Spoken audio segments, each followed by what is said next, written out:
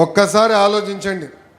2019 నుంచి 24 వరకు తెలుగుదేశం పార్టీ ప్రతిపక్షంలో ఉన్న మీ ఆరోగ్యం కోసం ఎన్టీఆర్ సంజీవిని అని తీసుకొచ్చాం.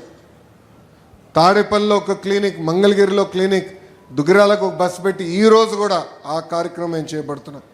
ఈరోజు కూడా సొంత నిధులతో మందులు ఉచితంగా మేము అందజేస్తున్నాం. ఊరిలో పెళ్లి జరిగితే పెళ్లి కానుకిస్తున్నాం. మహిళలు సొంత కాళ్ళపై నిలబడాలని కుట్టు నేర్పిస్తమే కాకుండా కుట్టు మెషినే ఉచితంగా ఇస్తాం కాకుండా వాళ్ళకి ఈరోజు పని కూడా మేము కల్పిస్తున్నాం. ఆనాడు గత ప్రభుత్వం నీరు సరిగా అందించలేకపోతే వాటర్ ట్యాంకర్లు పెట్టి ఉచితంగా నీరు తోలాం.